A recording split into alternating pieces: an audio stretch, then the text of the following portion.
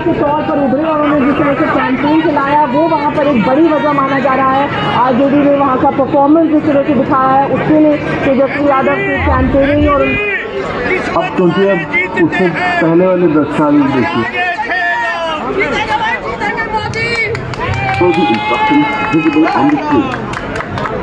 खाते में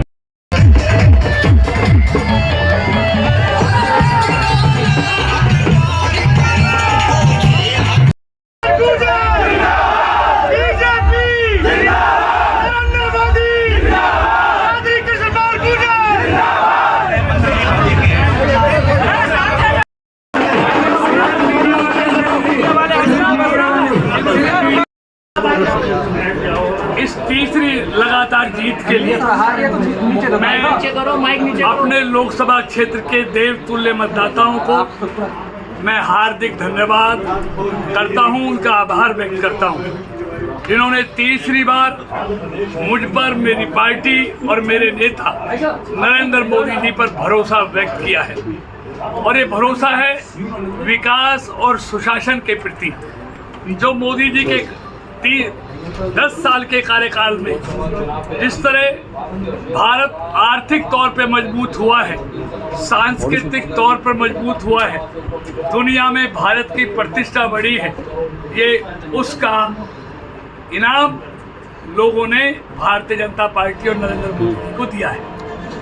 मंत्री जी फरीदाबाद में अपने आलोचकों को मतलब क्या बोलेंगे, जो क्या कहेंगे उनको जो जिन्होंने आलोचना की है चुनाव? आप पे आरोप भी लगते थे कंपटीशन, क्या कहेंगे 100 मीटर का कंपटीशन का भी?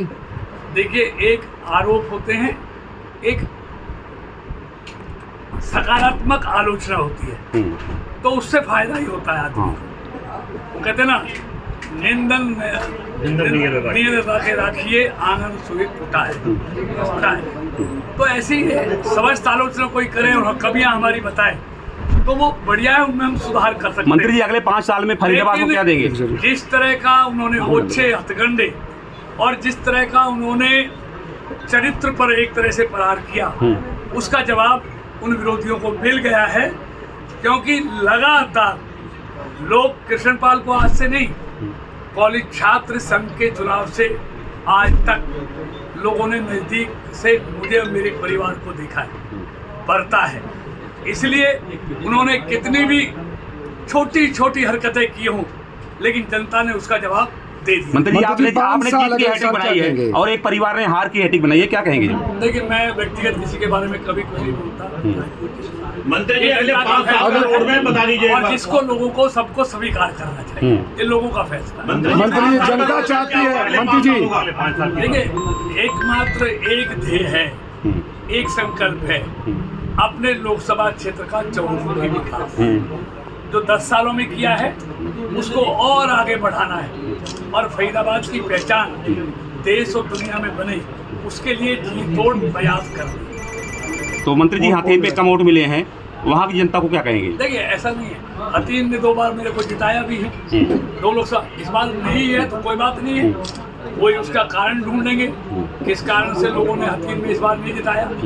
लेकिन और तो सब जगह लगभग जीत है। आप होडल में देखेंगे तो 500 वोटों से क्या है, जहाँ कांग्रेस का प्रदेश अध्यक्ष अनेकों बार विधायक रहा हो, उस क्षेत्र में भी 500 वोटों से पीछे रहना ये एक तरह से कांग्रेस की जीत है और विकास और सुशासन की जीत है।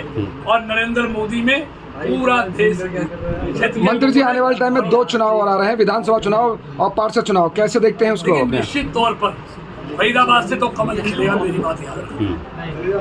और हरियाणा में भी तीसरी बार भारतीय जनता पार्टी की सरकार बनेगी, ये मान लीजिए। आपकी तो जीत हो गई है, लेकिन यहाँ 5 सीटों पर जीती हरियाणा में भाजपा, 5 सीटें गंवा दी हैं। देखिए, लेकिन आप देखिए 10 साल से सरकार है, 10 साल से उसके बावजूद भी 5 लोकसभा में भारतीय जनता पार्टी जीती है। तो कोई छोटी बात नहीं है। और उसमें भी समीक्षा होगी कि उन 5 सीटों पे क्या कारण है जो पीछे रहे हैं, उसके लिए पूरी मेहनत करेंगे, प्रयास करेंगे। क्या मानते हैं इसका असर अगले विधानसभा चुनाव पर पड़ेगा? कोई फर्क नहीं पड़ने वाला। मोदी जी के नेतृत्व में केंद्र में मजबूत सरकार बनने वाली है और हरियाणा में भी तीसरी बार भारतीय जनता पार्टी की सरकार बनेगी। अपने वोटर्स को क्या कहेंगे जिन्होंने वोट दिया और जिन्होंने वोट नहीं भी दिया? देखिए, सब अपने क्षेत्र के लोग हैं। जिन्होंने हमको वोट दिया उनके लिए हृदय से धन्यवाद, जिन्होंने नहीं दिया उनके लिए भी धन्यवाद।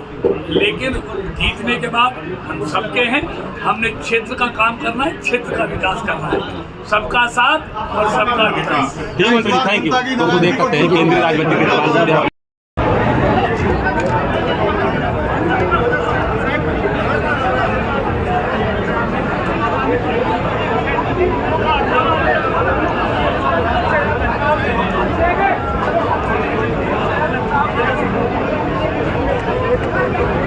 एक बार सभी व्यवस्था बनाई।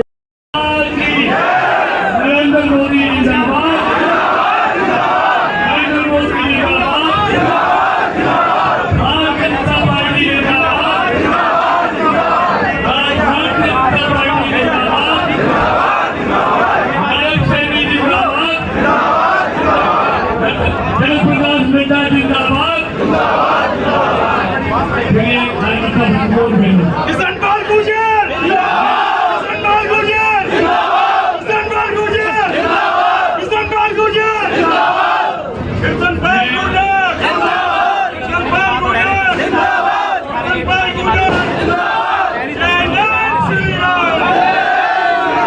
मैं आप सब कार्यकर्ताओं का हृदय से धन्यवाद करना चाहता हूं, जिन्होंने 2.5 महीने इस भीषण गर्मी में अपना पसीना बहाकर भारतीय जनता पार्टी तीसरी बार फरीदाबाद लोकसभा से ऐतिहासिक जीत दिलाई। इसके लिए तमाम पार्टी के कार्यकर्ता को बहुत बहुत बधाई और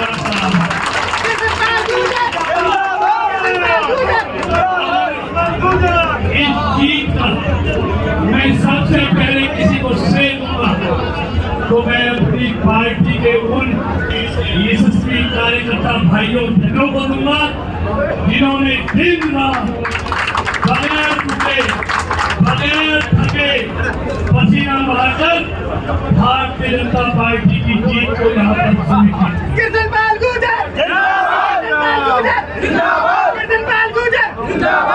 दूसरा मैं श्रेय देना चाहूंगा इस लोकसभा क्षेत्र के देवतुल्य 36 बिरादरी के मतदाताओं जिन्होंने मुझ पर, मेरी पार्टी और मेरे नेता नरेंद्र मोदी जी पर तीसरी बार भरोसा जताया।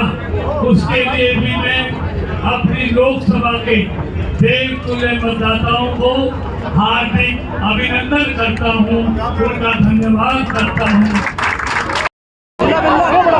मिल लिया आप सबने।